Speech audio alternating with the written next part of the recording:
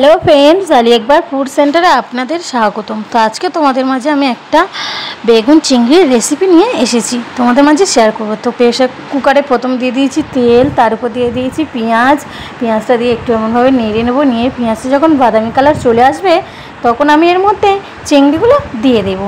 তো আমি দেখতেই পাচ্ছ বন্ধুরা, আমি চিংড়িগুলো এর মধ্যে দিয়ে দিয়েছি। দিয়ে এভাবে একটু নাড়তে থাকবো। নাড়ার পরে আমি এর মধ্যে লবণ দিয়ে দেবো, স্বাদ মতো লবণ দিয়ে দেবো। যেমনটা পরিমাণ লবণ লাগবে ততটা পরিমাণ আমি লবণ দিয়ে দেবো। দিয়ে দেখতেই পাচ্ছ চিংড়িটাও কেমন ভাজা ভাজা টাইপের হয়ে গিয়েছে।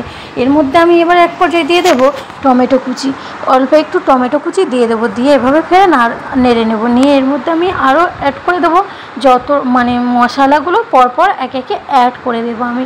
এর উপরে এবারে দিয়ে দেবো হলুদ গুঁড়ো, তারপরে দিয়ে দেবো হচ্ছে কি তোমার জিরে গুঁড়ো, জিরে আর ধনিয়া একসঙ্গে গুঁড়ো করে মিক্সারে পেস্ট করে রেখেছিলাম সেটা। তারপরে দিয়ে দেবো লঙ্কা গুঁড়ো।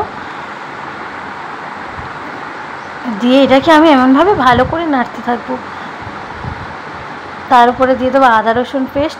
আদা রসুন পেস্টটা দিলে অনেকে মাছ চিংড়ি রান্না করলে জিরে আর সর্ষে বেটে দেয়, জিরে সর্ষে দিলে নাকি অনেকের টেস্ট হয়, কিন্তু আদা রসুনটা দিলে টেস্ট হয়, তেমনি তরকারির কালারটাও খুব সুন্দর হয়। এবার অল্প একটু জলও দিয়ে দিয়েছি।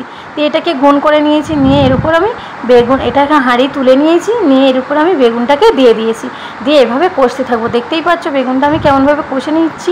তো বেগুন চিংড়ির রেসিপি এভাবে বানিয়ে আপনারা খেয়ে দেখবেন, খুব সুন্দর খেতে, খুব টেস্ট।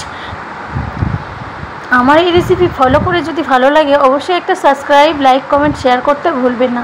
সাবস্ক্রাইব করে পাশে থাকবেন। তো দেখতেই পাচ্ছ বেগুনটা কেমনভাবে কষাকষি করে নিয়েছি। এর উপর আমি ঝোল সুড়ো দেবো আর কি, যতটা পরিমাণ সুড়ো দেবো সেই পরিমাণ আমি একটু জল দিয়ে দেবো। দিয়ে এটাকে আমি ঢেকে রাখবো 10 থেকে 15 মিনিটের জন্য। এটাকে আমি ঢেকে দেবো যাতে করে আলু বেগুন সিদ্ধ হয়ে যায় আর কি। 10 মিনিট হয়ে গিয়েছে। এবার আমি এটাকে খুলে দেখবো কেমন হয়েছে। তো দেখতেই পাচ্ছ তরকারি রেসিপিটা পুরো একদম হয়ে গিয়েছে, তৈরি হয়ে গিয়েছে একদম, শুধু জাস্ট খেতে পারলেই হলো।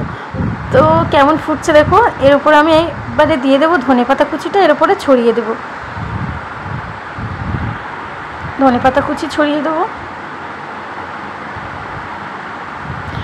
অবশ্যই কিন্তু বেগুন চিংড়ি রান্না করলে সুড়োটা একদম বেশি রাখা যাবে না। বেশি যদি সুড়ো রাখেন ভালো লাগবে না, একদম মাখামাখি করে করবেন, খুব সুন্দর খেতে।